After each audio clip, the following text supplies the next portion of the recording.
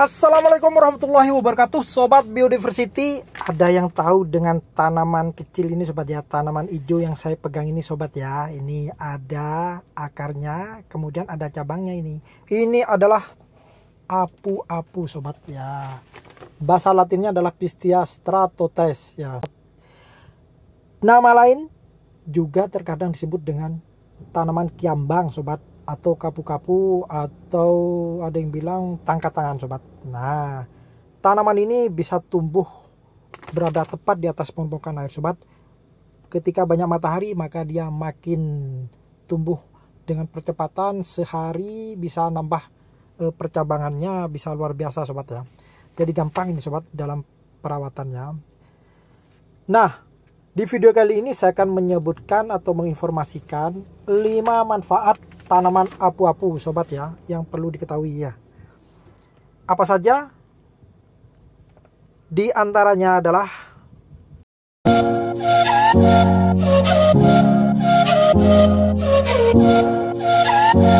nomor 1, sebagai penyerap polutan atau sebagai penyerap pencemaran air sobat ya. Jadi ini sangat baik, terutama jika suatu area wilayah ya di daerah tenang tapi sobat ya, itu banyak mengandung amonia atau sampah organik, termasuk logam berat sobat ya. Jadi tanaman ini bisa sebagai dia disebut sebagai tanaman pembersih dari polutan atau pencemaran air. Nah, di sini di kolam ini saya justru fungsikan sobat, selain untuk menyerap daripada kotoran ikan, amonium atau amonia yang terlalu banyak ya, ini juga ketika kita memberikan pakan berlebih ya, pakan buatan sobat ya, kita lempar ya, kemudian pakan-pakan itu tidak semuanya dimakan oleh ikan nila ya, maka disitulah fungsi daripada tanaman apu-apu ini sobat. Dia akan menyerap pelan-pelan racun-racun ya. Ingat sobat ya, tanaman pakan buatan yang berlebih menjadi racun ya di kolam itu ya, begitu ya. Ini khusus terutama untuk kolam nila. Kalau kolam nila sendiri tidak mau sama tanaman ini sobat ya.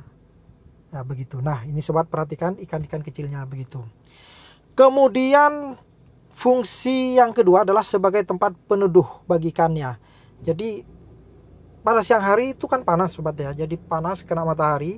Nah, di sini ikan-ikan kecil lah ini akan berteduh.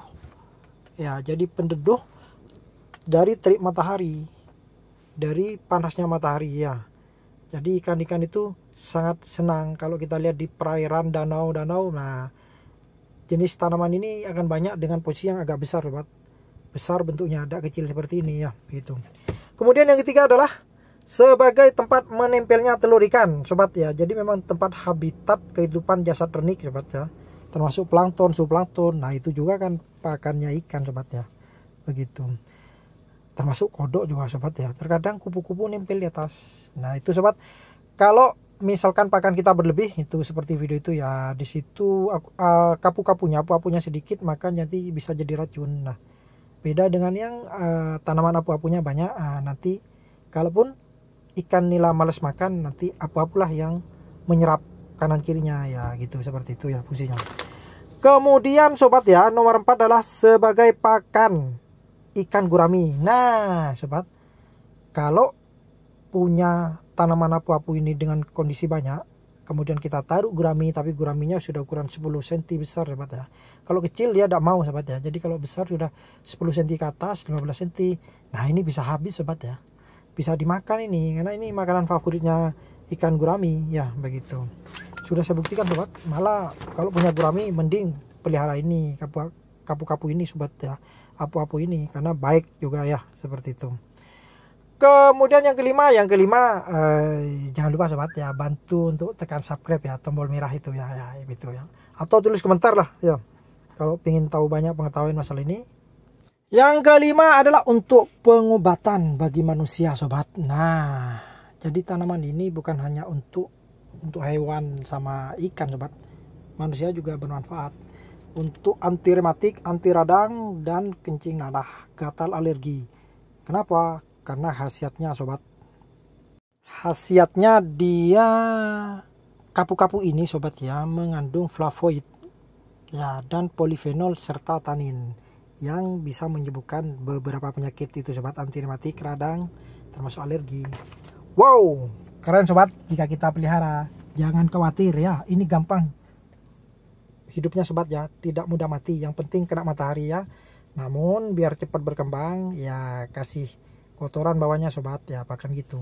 Oke sobat, itu saja ya, semoga bermanfaat. Assalamualaikum warahmatullahi wabarakatuh.